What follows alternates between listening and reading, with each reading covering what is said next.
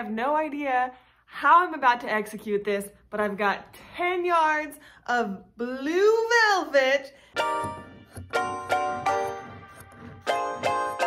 And we're making that Elsa dress from Olaf's Frozen Adventure that has a little white furry thing and a long cape. I have the cape material, but that might not be included in this video. It might be a separate video. Anyways, let's just dive right into it. In this house, we craft in pajamas. Elsa's dress in the movie has a very like elegant, slim fit to it, which I love, but at the same time, I want to add more drama to the dress that I'm gonna make. So I have this dress that I made forever ago for a Legend of Zelda cosplay, and it's got like princess seams up top and kind of like a wide flared out bottom. I definitely want to try this on and see if this pattern will kind of work for my vision, because if not, then I really truly will be starting from square one, and I really don't want to start from square one. So I'm gonna change out of my pajamas, try the dress on, and see what happens. It's I, Zelda, princess of wherever Zelda's princess of. Okay, how do I feel about this? It's a little tight, but because the velvet is stretch velvet, I think that's actually gonna be a good thing. I would do it without the straps, but I put the straps on anyways just to test the fit of everything. Honestly, I'm a little surprised this whole thing fits, because I made this for like me when I was like 30 pounds lighter. And yeah, so this is a win. This is a huge win. The silhouette, I wish I could show you better.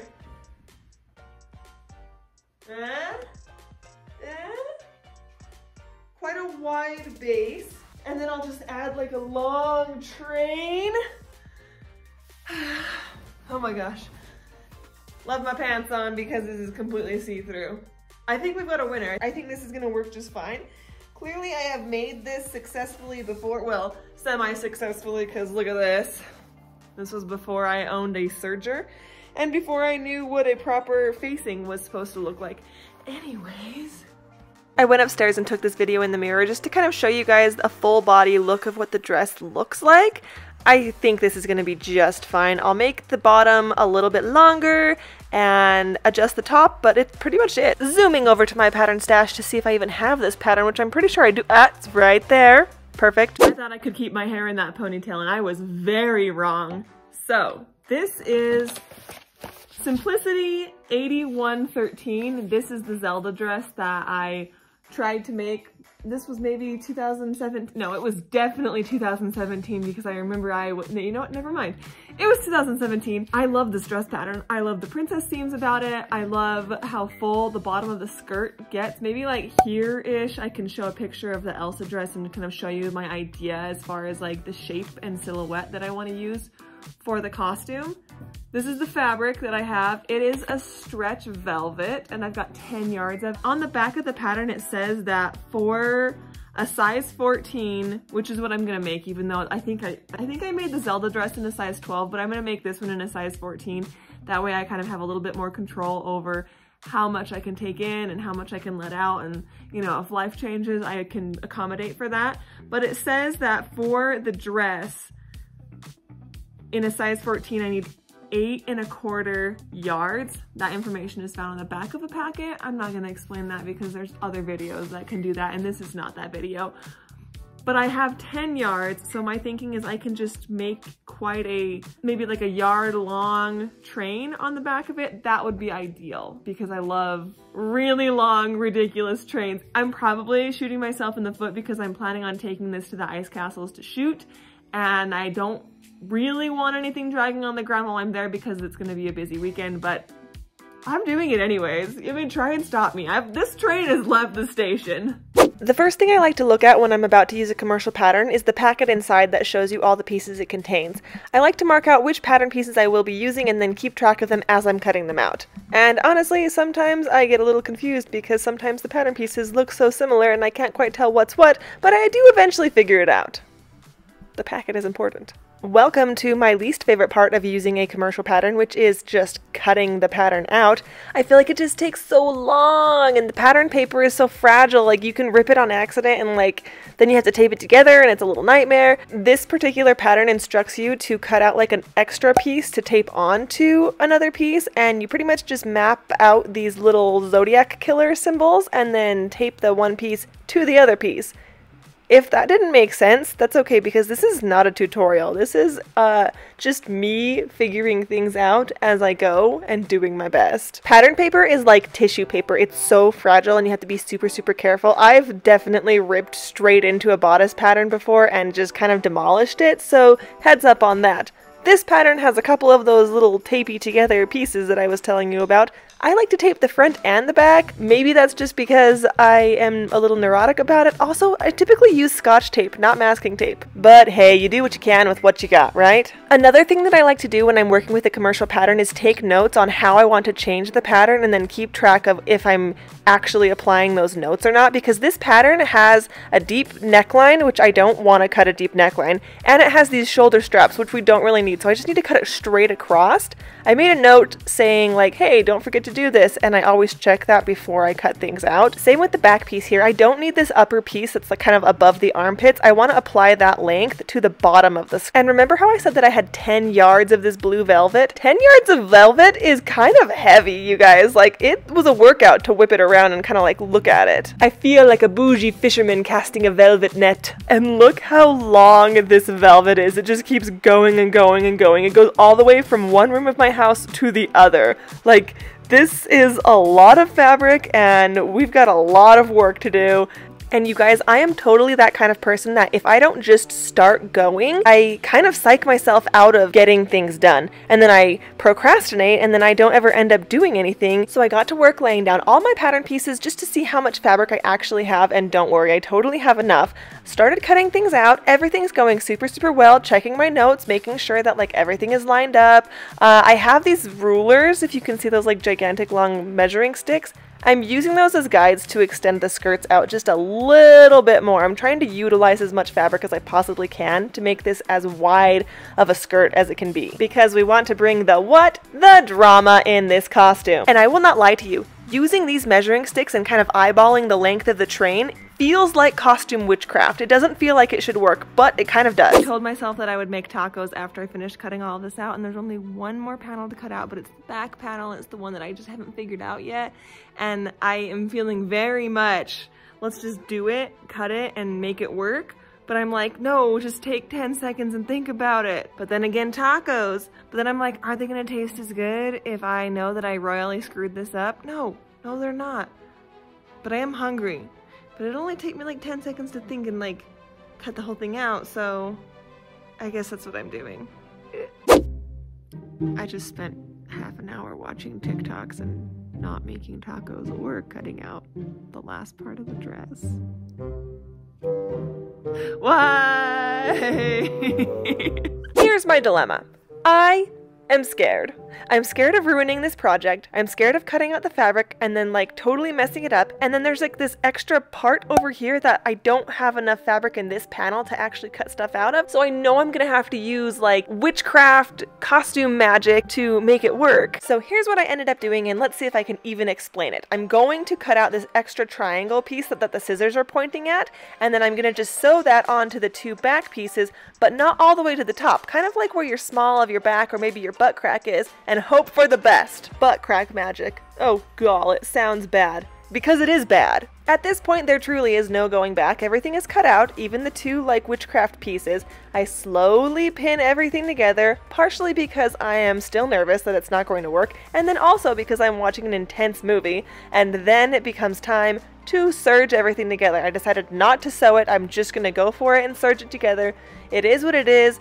I have faith that it will work out, but I mean, there's always that chance that it's just going to be a gigantic pile of crap, and then you're like, I spent all my time and effort and money on this project only to, you know, completely bind the two pieces together, and then it didn't even work out. Spoiler alert, this one does work out. In a generic long sleeve pattern that I pulled out of my stash, I cut out two long sleeves and serged them together. Well, not together, but like, you know what I'm saying. I attach them to the body of the dress. And this particular clip right here is to remind us all that this is not a quick process. Sewing and serging and cutting and everything takes forever. This is real time.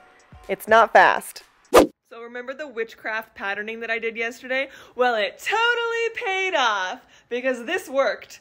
Every part of it worked. Everything fit together, and I just used my brain. Like, I can't believe this. If you want to see me make these costumes in real time, head over to my Instagram, Alexandria Lane, where I give you real-time updates. But seriously, look at that back panel. I just made that. I just figured it out. And look at how kind of even the hem already is on this dress. Like, can you believe that? Trim up those little sleeves, but for the most part, I'm stunned. I'm shocked. I'm good, you guys. I very much just eyeballed the length of the dress when I was cutting out the actual panels, and in keeping with that same spirit of chaotic creation, here I am just eyeballing the actual cutting of the hem. I should not do it this way, but it does seem to work. So this is what we've got. Oh, if I could just stop covering. Oh, wait, there we go. I have all of this silver trim, and I think I'm just gonna go ahead and use it on this costume. My heart and soul wants to just like make every single tiny little detail, but because I have a major deadline for this costume, it needs to be done. So we're going with this like store-bought trim. This store-bought trim lace. I think I got it from Amazon.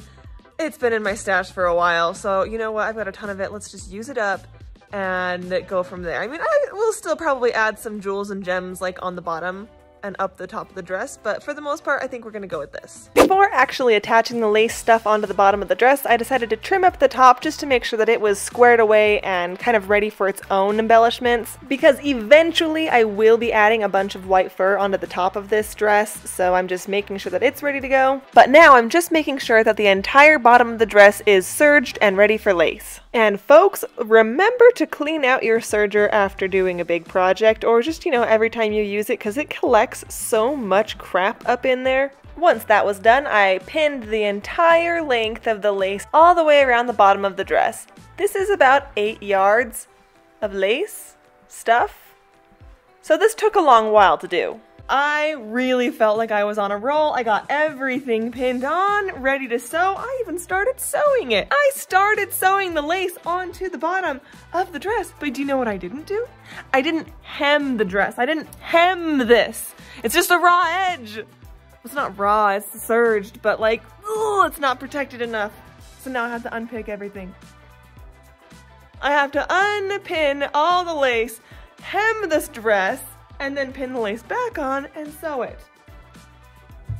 It's lame, but it's what I'm doing. And it was lame. It took me forever to put all those pins in and then take them all out and then do the whole hem all the way around the entire 8-yard train bottom of the skirt thingy, but it was totally worth it because of the extra protection. And with that being done, I pinned all 8 yards of trim back onto the hem of the dress and started stitching it on. And you guys, this was a long, tedious process. It literally is. Put needle down, sew 2 inches, lift presser foot, pivot. Put the presser foot back down, sew 2 more inches, lift presser foot, pivot again, put presser foot down, I can't even get through it, sew 2 inches, and it just goes like this for 8 yards, and it feels like it's never gonna end. So here are my best tips for sewing on trim like this. Tip number 1, I put pink colored pins to mark each yard. Then when I get to a pink pin, I stand up, stretch for a minute, and give myself a little break, then start going again.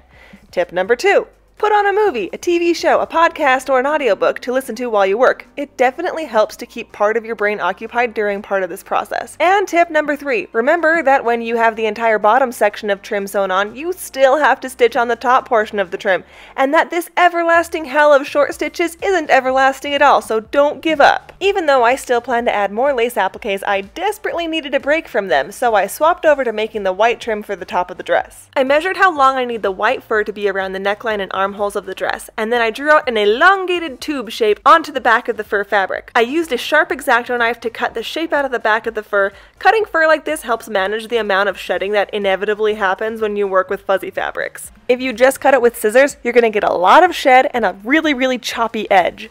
Then, as normal, I used the first piece as a pattern for the second piece. I traced around it and then cut it out with an X-Acto knife as well. Even though the two pieces are mirrors of each other's, it's important that the fur is going in the same direction for each piece. And then I pinned and sewed the two pieces together at the backs. I've been sewing a lot of fur lately because it's winter time, and you'll notice that I am no longer sewing over the pins. Yeah, I busted one too many needle doing that, and now I'm just gonna try to avoid that practice altogether. By this point, I had a long tube with tapered ends. I pinned everything with the right sides together, but then added a gap in the middle section. This is so that I have a space to turn it all right sides out once I'm done sewing this piece. I turned the tube right sides out and then used the non-hooky end of the crochet hook to poke the ends all the way out. I also used the crochet hook to pull out some of the fur from the seams. Doing this helps add fullness to the fur. And if you don't pull the fur out of the seam, then you're going to have an entire bald section along the seam line that's, you know, just bald. Then I pinned the fur to the top of the dress very carefully, and I decided it was time to try it on. So let's look and see what we've got. This was the first time that I put the dress on and actually felt like I'd captured my vision. I'm definitely feeling like a winter angel in blue velvet, and I am obsessed. Completely obsessed with it.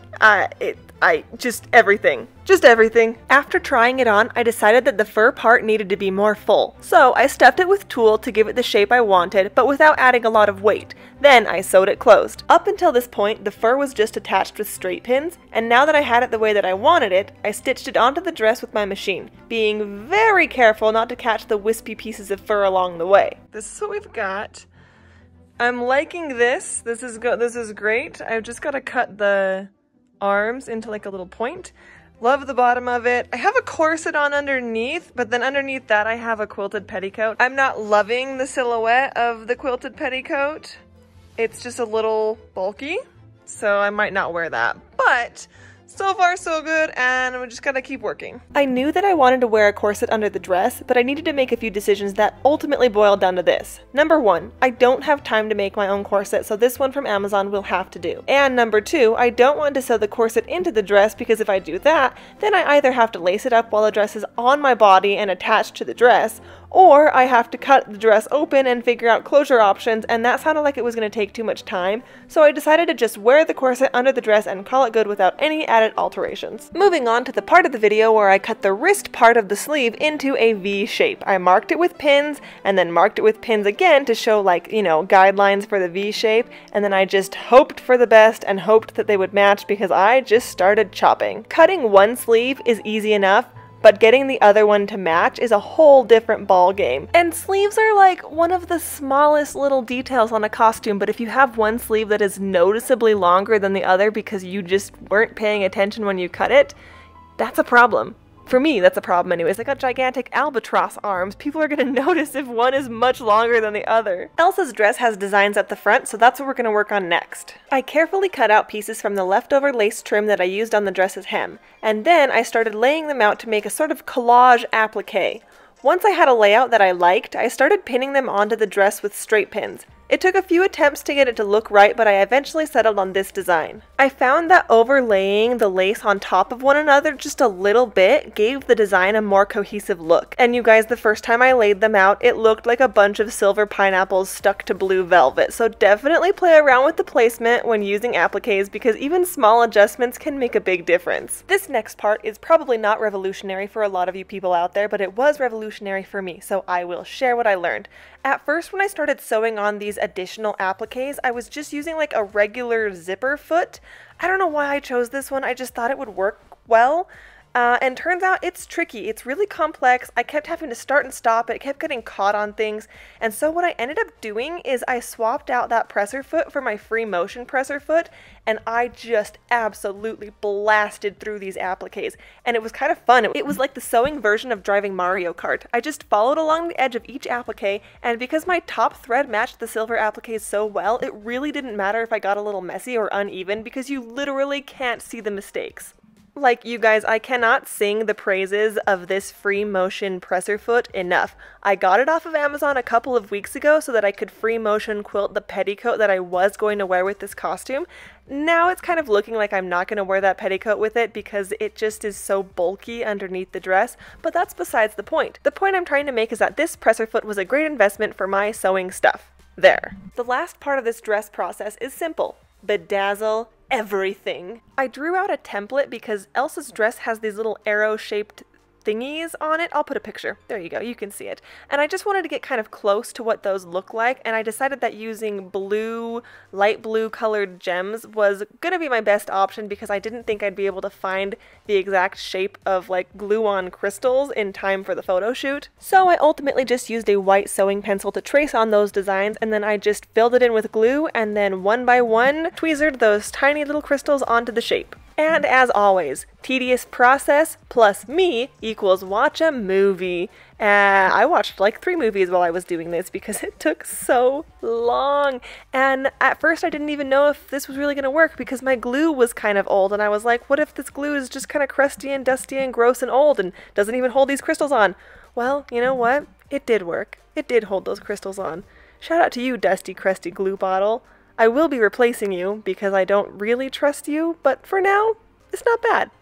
Not bad, you little champ. Fun fact about these blue crystals, I originally bought this kit because I was going to do a Elton John at Dodgers Stadium cosplay, and I thought this was going to be enough to cover the entire costume. I'll put a picture up. There is absolutely no way that this is enough crystals to do even a tiny portion of that costume. I love you, Elton John. I let all those light blue crystals dry overnight, and then the next morning I started pinning on these bigger crystals to try and decide what shape I wanted them to look like. I definitely wanted to avoid 2 things. Number 1, gems on my nipples, and number 2, gems on my belly button. It did take some time to decide the placement of all of these, and luckily these are sew-on gems, so they have little holes in them so I could like push pins through them. Ultimately, I did end up just hot gluing them on for time's sake, but I will eventually go through and stitch each of them on. And I think now is a good time to just mention that I also put bigger gems down each sleeve. This was the last part of the dress that I needed to do before I could move on to anything else, so I wanted to make sure it looked nice.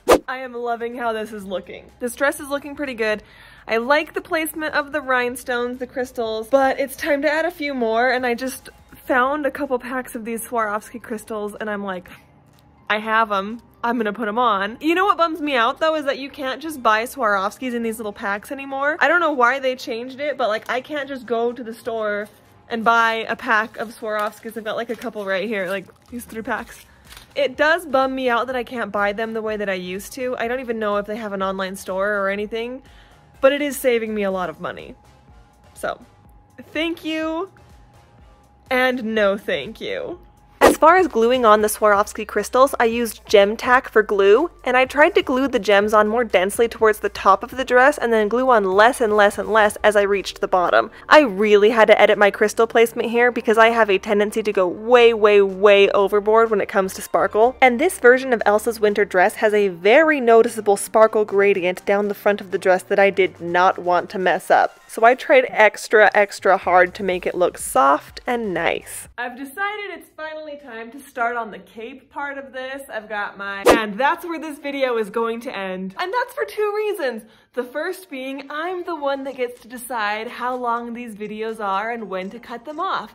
And the second one being that my absolute prehistoric raggedy dinosaur of a laptop cannot manage a video much longer than this. It sounds like a jet engine that's going to explode, and I would know because I worked in aerospace for like 3 years. I'm recording this now because my laptop needs to cool down for a minute. The bottom of it is so hot that if I flipped it over, I could bake a cookie on top of it. You can't even touch it right now. It's just absolutely scorching. It is scorching. It is not good. So I've decided to split this project into making the dress and then making the cape. Hopefully the cape video will be out soon. I'm going to try and edit it today and put it all together, but again, it really does depend on how much my laptop can handle, which at this point doesn't seem like much, so wish me luck. I am also just gonna take this time and maybe like insert what the dress looks like. The whole thing is done. The whole outfit is done. I've already taken pictures of it. We went to the ice castles and it was so much fun. It was really, really cold, but totally worth it. I am gonna wait until the end of the cape video to show you like all of the pictures just because I haven't edited them yet. There's like 5,000 pictures to go through and I just haven't made it through all of them yet. But I did want to try and get this video out as soon as possible because there were a couple of people at the ice castles that inquired about like, what are you doing here? Why do you look so amazing? And I told them like, you know, I make videos and stuff. So if you were at the ice castles and you're watching this now, say hi. It was nice talking to you. If you enjoyed this video, this is your formal invitation to like and subscribe. More videos are on their way soon, hopefully really soon, because I have more Elsa content coming. I made kind of a vlog video of doing the wig, which was an absolute disaster, by the way, and hopefully that will be up soon as well. And remember, in this house, we craft in pajamas.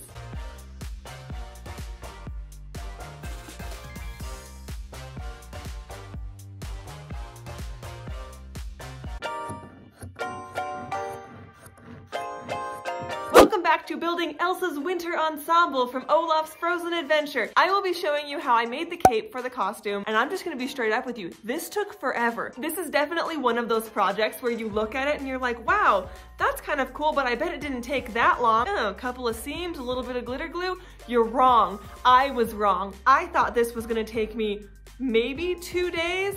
I don't even remember how many days I spent working on this because it just feels like it took forever. In this house we craft in pajamas. I don't want to keep you waiting, so let's get to it. I've decided it's finally time to start on the cape part of this. I've got 10 yards of navy organza, and hopefully it's enough because it's what I have, it's what I'm gonna use. Not quite sure how I'm gonna go about cutting all this out just yet. So I'm probably just gonna like play with a few things before I make any firm decisions. Oh, this is nice. It's a little darker than I had in my mind, but it'll work, it'll be just fine. And you know what? It did work. It was just fine. But I only know that now that the whole thing is done. Back here, this video that you're watching, I truly did not know if this was going to work or not. I literally just kind of started draping things experimentally and, saying it with me, hoping for the best. One thing that I was absolutely sure about was that I did not want to compromise on the length of the cape. I wanted it to be long and full and dramatic, but to get that, I had to make a few, you know, length decisions. And once the fabric is cut, it's cut. There's no going back on it. You can't just make the fabric longer once you've cut it out. But it was starting to get dark and it was kind of starting to get late, and I have this rule where I do not cut fabric past 11 o'clock. Okay, just kidding. I slept on it, worked some things out in my mind, waited for the sun to come back out, and I feel a lot better about what I'm about to do. So, originally, what I had kind of planned was I was just gonna sew these 3 panels together and then pleat it all into that section right there. But I think if I trim these into like little triangles, like going up this way, it's not gonna have so much bulk. I won't have to decorate as much fabric, and I could potentially use the scrap cut-off fabric on the sides to make the cape fuller, because I called everywhere. I looked online, nowhere carries this color of organza. Most of it has been sold out with like the winter stock colored fabric, and so what I have is what I have. And I'm gonna go with it. I'm just gonna do my best and hope for the best. That's what I have, so that's what we're doing. In the spirit of do your best and hope for the best, I eyeballed a few cuts and then saved the parts I trimmed off to attach to the front part of the cape. I realize now that this is a very linear thought process, but at the time, I was genuinely feeling like I had hacked the system and was creating more fabric where there was none. Right about now, I had a small worry that the lines I was cutting weren't straight and even, and it turns out that no, they were not perfect, but they were close enough that it really didn't make a difference in the end, and that brings me peace. After I had everything relatively cut out to the shape I wanted, I seamed the pieces together with a straight stitch. Yes, this process took a while because I made the cape super long, and at this point I knew that I would eventually need to use a French seam to secure the fabric, but more on that later. Once I got to this point, I took a picture of the cape on my phone and used the draw feature on Instagram story to sketch out the snowflake-like cuts I planned to make. Out here just figuring stuff out. This is a scrap piece that I cut off of like the big pieces. I'm thinking I might just fill in this like spot with this, because like without it, it's just like this giant deep V, but with it, more or less, I get more of a snowflake shape. I'm doing it. I have these awesome jumbo measuring sticks that really come in handy for most measuring situations, and so I'm using them as line guides so I kind of know where to make the cuts. I knew this wasn't going to be perfect, but I decided that rather than worry about perfection, I would focus on being consistent. And I felt this whole cape was going to be a little wonky, but at least it would be consistently wonky, and that's gotta count for something. I folded the entire cape in half and made sure there weren't any ripples in the fabric. And because organza is a sheer fabric, you can see straight through it. So I followed my previous cuts and made the cape as symmetrical as possible. If you look closely, it's pretty obvious the two halves are not the same, but once I attached the cape to the dress, it was much less obvious. Next, it was time to sew all my previous seams into French seams. This basically just means that I trapped the exposed seam inside another seam to prevent it from fraying. I also top stitched each seam down securely so that everything sat flat and I didn't have any weird fabric seams one side or the other. This process is definitely better and easier if you iron each seam flat beforehand, but the thought of ironing each of these super long seams made me want to throw my machine out the window, so I skipped that step. Besides, organza is naturally a wiggly looking fabric and I just decided to embrace that. Once the body of the cape was French seamed and top stitched, I needed to do something to keep the outer perimeter of the cape from fraying. So I folded down each edge by about 1/4 inch and sewed all of that down. And because the cape has a lot of pointy geometric shapes, I had to start and stop and pin and fold and sew for a while to do this step. And when I was done with that round of sewing, it was time for round 2, so I flipped each outside edge in on itself and sewed it all down again. I really did not want to face the consequences of this organza fraying, so I made sure to secure every inch of the edge down as good as I could manage. I always say this, but I literally never actually follow this advice. Pro tip: load a bunch of bobbins in your desired color before starting a sewing project. That way you don't have to start and stop as often.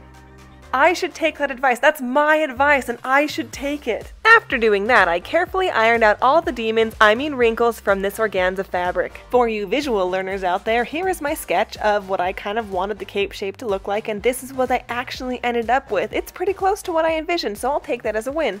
Now that the base cape is finished, it's time to add on all of those glittery snowflakes. These are the two images that I referenced most often. However, I do have an entire Pinterest board full of just Elsa images. If you're interested, I will link that down below.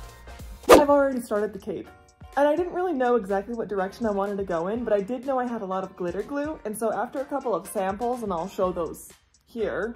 And by a couple of samples, I literally mean just this one that I tried out. This is like some organza fabric that I had lying around, and I just piped the glitter glue out onto it into a snowflake shape. It held its shape for a while, but once I kind of like roughed it up, it started peeling off. That's when I decided I wasn't going to be able to just place it onto the fabric. I needed to smash it into the fabric somehow. I decided to go with the method of squeezing it on in a somewhat symmetrical pattern and then taking a paintbrush and like smoothing it out just to kind of push the glitter glue into the fabric.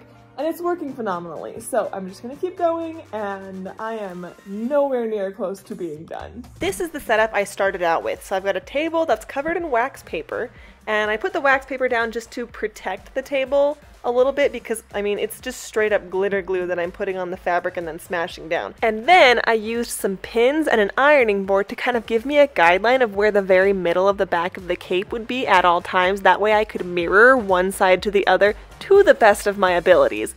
Ideally, I would have like come up with a whole sketch and made it life-size and printed it out and, you know, made it perfectly, but I decided I didn't have time for that, so I was just gonna eyeball it, and guess what? It was fine. It was absolutely fine. And that blows my mind because I always feel like, oh, it's not gonna be perfect enough, and then at the end of these projects, I'm always like, it really didn't matter all that much. It didn't need to be perfect to 10 out of 10. Like 8 out of 10 is just fine. I've mentioned a couple of times now that this project took a long time, and we're definitely in that part of the project that is incredibly time consuming because I would paint on all of that glitter and then I would have to let it dry, so I would go get groceries or look at dogs or get a chicken from Costco, and then I would come back to my house and paint more and then go back out and look at cat magazines and then paint more on my cosplay and then take these random people to the airport and then come back to my cosplay. Like, do you see what I'm saying? There was very much a pattern of work here, and it was, I can't do this whole thing in one go because I don't have the space, and it takes at least 45 minutes to dry, and some areas take longer than that because there's just so much more glitter on them. I had a few snowflake references to look at while I was glitter gluing the cape, and most of them came from the Elsa cape itself. I always try to keep a reference image on hand while I'm making a cosplay because it's really easy to get off track, and then all of a sudden you don't have an Elsa costume, you have Party City Ice Queen. And not that there's anything wrong with letting your creativity go wild, but with this specific project, I wanted to stay as close to the source material as possible. I also found that even though the glitter glue takes a while to dry, there is a small time window wherein I was able to successfully paint it on. If I waited too long, it would get crusty and wouldn't glue itself to the fabric, and if I didn't wait long enough, then it would get really goopy and collect on my paintbrush more than on the organza. So to find that sweet spot, I would do a chunk of snowflakes, and after about 10 minutes I would go back over everything with the brush. For this project, I exclusively used cut-right wax paper to protect my surfaces.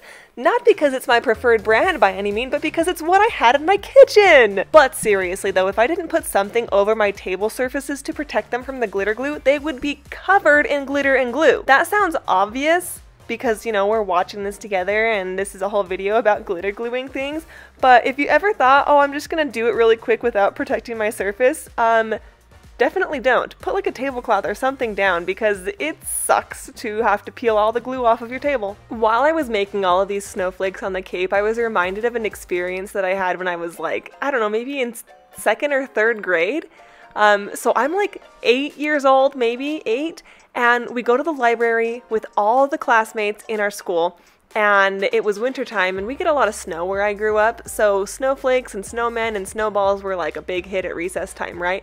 So we're in the library listening to the librarian tell us this story. Well, she's not telling us a story, she's reading us a story called Snowflake Bentley, and it's about this guy that was obsessed with photographing snowflakes. And I remember being so enthralled by this story and just so totally into it, and I was like, when I go home, I'm gonna look at snowflakes, I'm gonna get a microphone, I'm gonna get a spyglass or whatever it is kids have, and I'm gonna look at these snowflakes. Well, at the end of the story, Snowflake Bentley dies, and instead of going home all excited about snowflakes, I went home heartbroken because this historical figure wasn't around anymore. I've completely lost track of how many days I've actually been working on this. It's taken so long. It wouldn't take as long if I could just like do all the snowflakes at once, but I can't. I have to do them in sections because my table's not big enough. And I could have made the cape a lot smaller. Could have made it half the size, half the length. But no. I asked for drama, and I'm getting drama. Okay, hopefully. Hopefully this isn't an ugly disaster. I haven't seen it on the mannequin yet, but we're halfway, and I have to just keep going. Like, I'm to the point where it's like I can't just stop. I can't leave this project as is. And as is typical with stuff like this and me, is that like while I was waiting for this project to get finished and dry so I could work on the next thing, I've planned something else.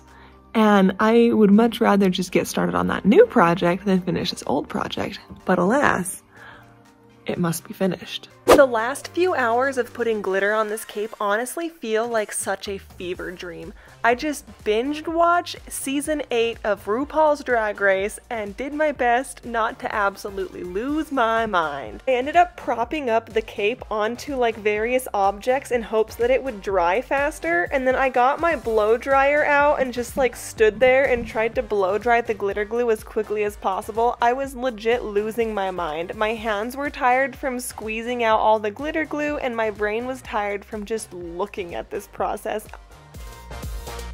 And we are here, coming to you from out in the garage. It is time to spray glitter spray all over the cape. We got the setup. Don't look too hard at it, Mom. And I've already done a little bit of glitter on like just the end right here, and you can see it definitely just amps up the amount of glitter that's on it. This stuff, this is great. Just shake it and spray it. We have finally arrived to the part of the costume that I was really looking forward to, which is just absolutely blasting the cape with a ton of glitter spray. I will not apologize for this ASMR moment. Also, another pro tip that maybe I should follow more is when you're spraying stuff like this, wear a mask and do it in a well-ventilated area. To attach the cape, you really can't see it, but I used the almighty safety pin. A lot of people bash on safety pins when you're making stuff like this and like historical garments or like functional fabric things.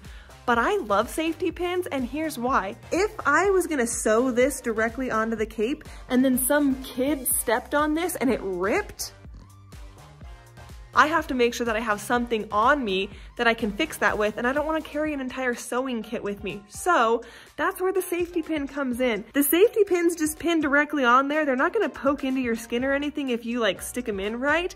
And if it does rip or tear, you have safety pins just right there to fix things with. And I was really, really cautious about this cape during the photo shoot because there were just kids absolutely everywhere, and adults. There were adults everywhere, and I didn't want someone stepping on the back of my cape and then it ripping out and me being like, well, I guess everything's finished. And so using safety pins was a conscious decision on my part to make this cape more functional throughout the entire photo shoot. I don't even think I'm eventually going to sew this onto the back of the dress. I think I'm always just going to use safety pins because, in my opinion, they're fine.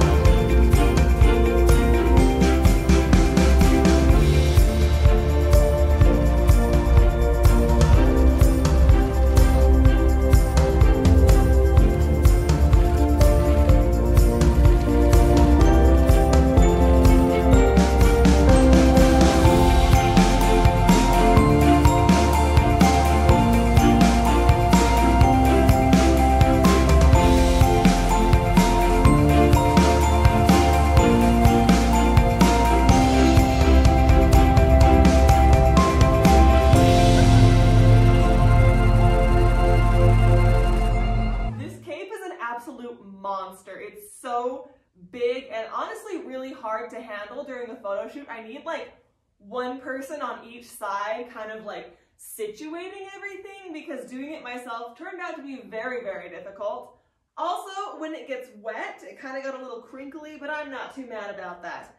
All in all, I would call it like a 9 out of 10. It's not perfect, but it will definitely get the job done. I also kind of wanted to explain a little bit about the layers that I wore underneath this dress when I went to the ice castles. So the first layer was these just like thermal leggings. They have like a 32-degree rating. This was my first layer. And then I put these joggers on over those. And then I made a whole series about making a quilted petticoat to wear underneath this dress. Ultimately, that did not work because the quilted petticoat was so bulky underneath. And the dress looked so lumpy when I put the quilted petticoat on underneath it. And I was like, okay, this is not gonna work. I have to come up with something else. And ultimately what I ended up doing is I got some polar fleece and I made just a little A-line skirt to go over both the pairs of leggings. There really wasn't a ton that I could do for staying warm on my top part. So what I ended up doing is I bought a thermal shirt and I just cut the shoulders right off of it. And I trimmed the sleeves down so that they're really tight against my skin so they could fit underneath the dress.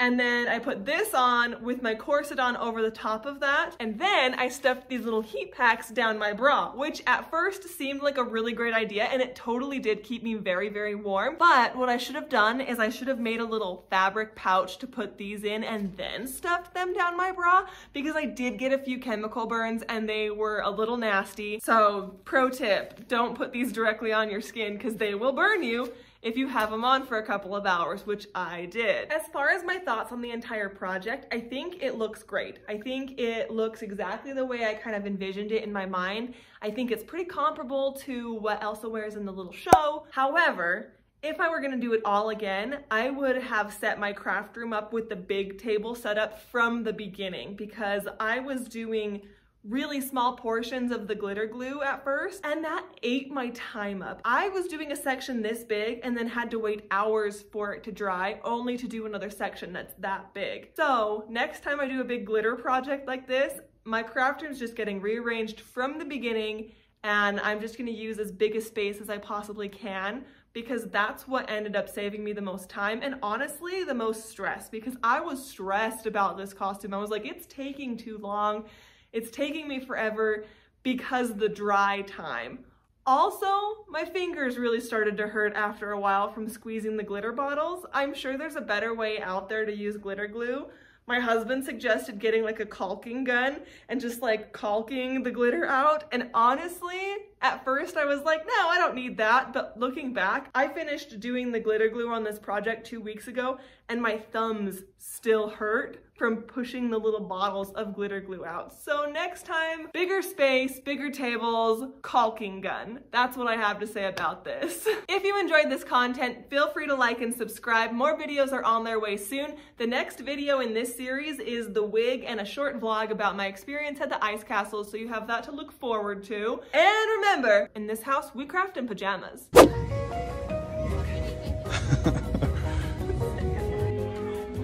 What's up, video? It's a video. Where are you going? We parked right there.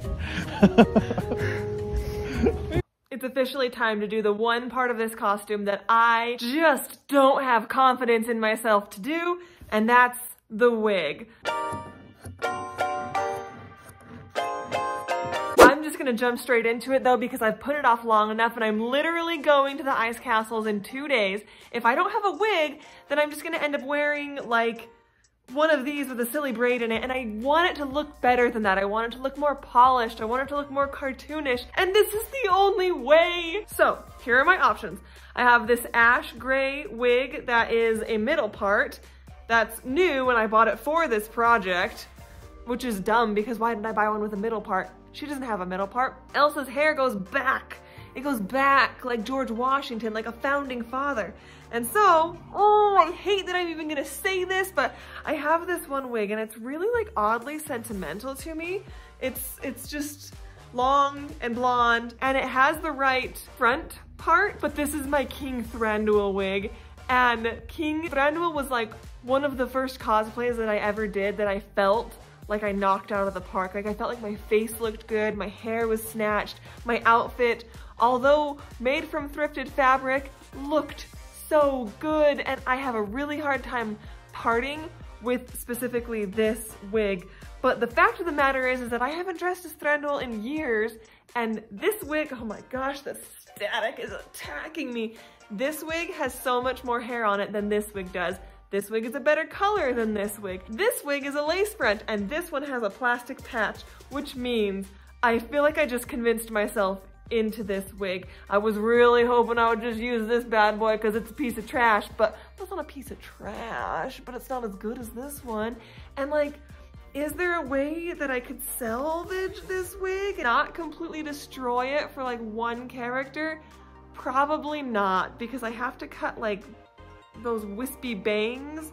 Like at this point we all know Elsa's wig is just a glorified mullet. It's like short in the front and then long in the back. And I really, really, really don't want to cut this, but I think it might be time to put it to use because it's just collecting dust. Oh God, I can't believe I just convinced myself into this. I'm cutting this wig up. I'm cutting it up. I'm not gonna cut it up. I'm not gonna destroy it, you know? There she is. If I don't do it now, I'm never gonna do it, so let's do it now.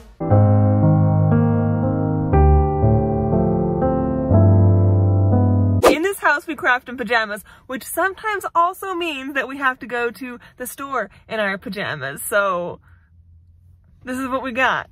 We're doing it.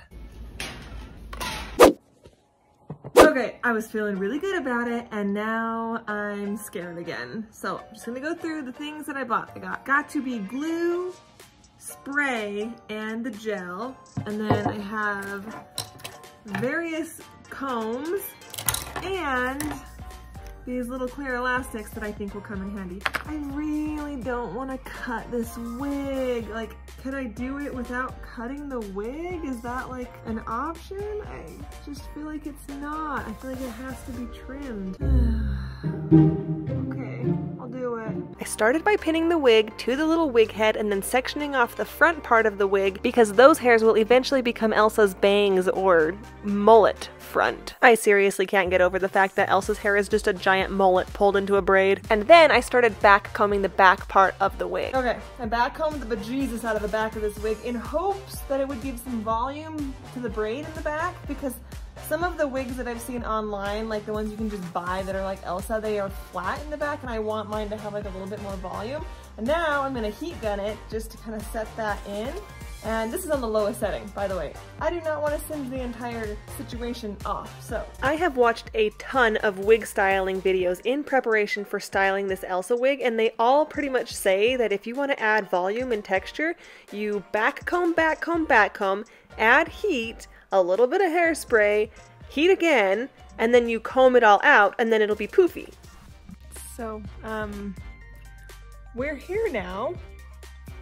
I have the whole braid finished. Basically what happened is I started feeling not very confident in my skills, and I was like, why am I even filming this? Because it's just gonna turn into a gigantic blonde turd. It's not bad. It could be worse. Like, don't look too much at this, but like this part of the braid, that's not too bad. It's not a real braid, I just couldn't swing it. But yeah, we're moving on to the George Washington founding father forehead part. I already have a couple of these swoopy guys in, and I'm just working on this next one. It seriously pained me to cut this wig up. Like, I have never spent as much money on a wig as I spent on this one. And once you cut it, there is no going back. So you really just have to commit and go with it, because that's what you have. Can I tell you guys something real quick? I just need to get this off my chest. I am so devastated with how bad my Elsa wig turned out, and I ruined one of my favorite wigs to make it because I thought I could do it. I thought I could like do the mullet braid thing. It's not easy. And I don't know why I thought like I need to fix it a little bit. I think I can save it maybe.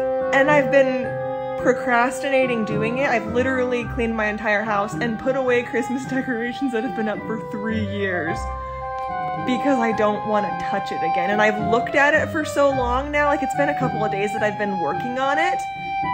You guys, when I eventually post pictures of it, I understand if you're brutal, because it's ugly. Like, it's really bad. No! Devastated really doesn't even begin to encompass how I felt about it. I feel like I completely destroyed this wig. Nothing about it was sitting right. Everything looked wrong. I tried it on and I felt like freaking George Washington. All right, day 2, same pajamas, because I'm cutting hair and I don't want to get like 2 sets of pajamas completely covered in hair. This is where we left off. Well, it's rough. It's rough. I don't know what I think about it. I think I just have to keep going though. Yesterday I really felt like I lost a lot of confidence. I really didn't feel like I was gonna be able to do this in the first place. Wig styling is not one of my fortes. I don't have a whole lot of practice with it. And the stuff that I am good at with wigs, it's because I've done it so many times that I'm good at it. I'm not inherently like able to manage this mess. I can barely manage my own hair. So again, I just think I have to keep pushing forward and trying my best, and I get what I get because the ice castles are in 2 days and I don't have time to order another wig, have someone else make it for me. I only have time to keep working on this, so I have to make this work, and hopefully it's at least a little bit decent. I really don't know. I don't know if I've ever truly trusted the process as much as I did with this project, because I just tried my best to keep going. I kept looking at my reference pictures, I kept watching the tutorials, I turned on Frozen the movie just to kind of give myself a little bit of, I don't know, confidence or motivation or something, because I was already over this. I reached out to a few of my wig styling friends on Instagram, and they all pretty much just said the same thing. Just keep going, keep going. If you need help, let me know and I can come help. But seriously, look at this. It is a bird's nest of hair, and I feel like the spikes were too poofy and that there was too much hair in them and they weren't laying right, and I just was gunking it all up with too much hairspray, just like one thing after another. But I did keep going, and I'm proud of myself for that, because I really did feel like just giving up, and I was like, okay, well, I guess I'll just I'll just not wear a wig, or maybe I'll cancel the photo shoot, or maybe I will, and I just kept like talking to myself like that, and that's when I really started feeling down, was when I just kind of gave up on the inside. And maybe you're watching this and you're thinking, hey, it doesn't look that bad. To that I say, thank you. But I also think that it looks different on the mannequin head than it does on my real head, and you are about to see what it looks like on my real head when I tried it on so I could send pictures of it to my sister, because I was begging her for help and for reassurance, and yeah, it's rough. It's real rough. Prepare your eyeballs. Don't say I didn't warn you, for behold my shame. Okay, kind of like I thought, we're gonna get what we get. There's a couple of fixes I want to make. There's like some floppy bits, and this needs to like come down a little bit more, and this needs to be less. I just think it's like too much, but then I also want it to be a little bit cartoony. I think the braid is fine. Not that I can't French braid, I just can't French braid a wig, turns out. So we went with this bubble method. Gotta do the sideburns. I have a lot to learn when it comes to wig styling. I can do really specific certain things, but this is proving to be difficult. My sister came over after work that night, and she looked at it and she pretty much just told me, you are overthinking this. It looks bad, but it's fixable. And she pretty much was just like, you need to make it less puffy. Add some heat, squish it down. If it's less puffy, then do it again and do it again and do it again until you have a less puffy version of what you've made. And after making it less puffy, I vacuumed my entire workspace because tiny little hairs get absolutely everywhere and I can't handle that. It must be vacuumed up. And you guys, I felt so relieved that I was able to bring this back from the dead. It's not the best, but it will get the job done. So I've managed to control some of the poof. I've like heated it up and squished it down multiple times, and I think this is slightly better. And now I have like this pick that's gonna go, well, I bought this because Elsa has little berries on this side of her head, but I'm thinking that I'm gonna use this one instead because it's just more wintry and less Christmas. So I think we're gonna stick that in here and call it good. Oh, I also, you really can't tell, but there's little sequins in here. Tiny little ones that I just sewed on. I finished that wig the night before we drove to the ice castles for the photo shoot. There was like zero time to change it, fix it, anything, so it is what it is, and ultimately I'm pretty happy about it. We arrived at the ice castles about half an hour before they opened, so I had time to get ready, finish doing my makeup, and then add all of my layers and costume and wig before they opened the gates. I have a few tips for attending the ice castles with the sole intent of taking pictures. First of all, get there early. If you can book an earlier time, book an earlier time. Secondly, dress as warmly as you possibly can. I like to bring those little hand warmers that when you shake them, they warm up. That really helps keep me warm. My third tip is to just be chill about taking pictures because there will be kids and families and just people absolutely everywhere, so be patient and just do the best you can. And lastly, make sure you read the rules of the ice castles. This particular ice castle in Midway, Utah has a rule that if you dress up as a character, you are not supposed to stop and take pictures with other guests or children. And they will ask you and ask you and ask you. You have to say no, because them's the rules. It's not one of her.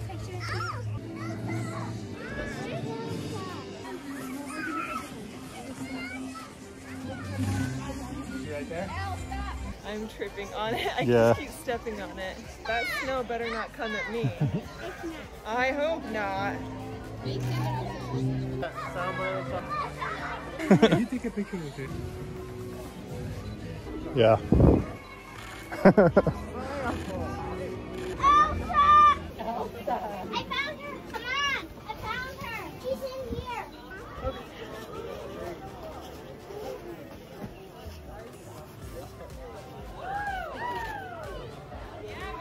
That's right, whoever said that. Yeah, that was good. You're good. Go.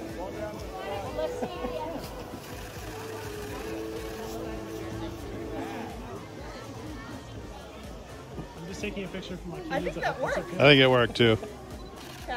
I'm surprised the kids aren't like All right. bombarding you out here. I've said no a million times. Everybody's out here taking pictures of me. Here I am, filming them.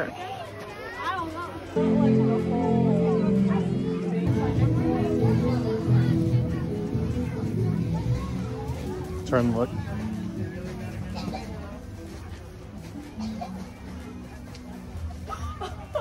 Almost whipped it right there.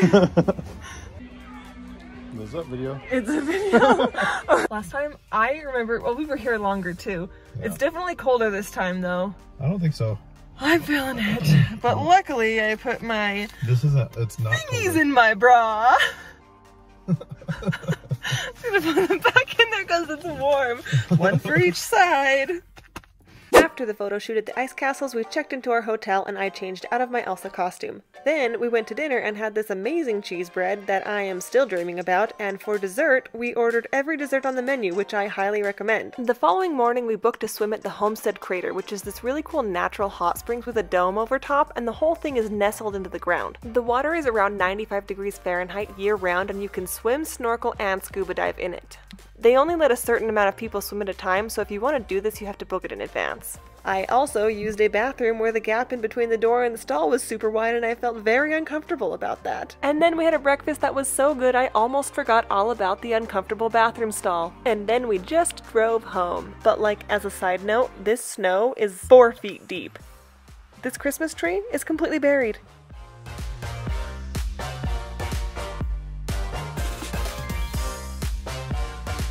I'm not mad about how the wig turned out. I think it looks just fine, and considering the circumstances and my technical skill when it comes to styling things like that, I'll take it. I'll take the win. I did want to show you guys how I travel with a wig like that, and I use the Cowbutt Crunchies gift bag solution. Pretty much there is a cardboard piece in the very, very bottom with a little stand that pokes up inside the middle of the styrofoam head, and then I just put the wig on the head and, like, you know, my hairspray down in there, and then I can just carry this around and it's protected and works just fine. I use that same bag for pretty much every wig that I travel with, but I think I want to make a few more wig bags so that I can store specific wigs in the bags and I can just like interchange them. I think that would probably be better because I'm to the point where I have a few that just need to be on a wig head all the time because the style is kind of unique. To comment on why I added a little bit of vlog at the end of this video, that's not for you guys, that's for me, so that in 20 years when I'm watching these videos back, I remember how much fun I had doing them. So if you don't like watching that, that's fine, because it's not for you. I definitely felt like the Regina George of the ice castles while I was dressed up as Elsa, because literally everybody wanted to look at me,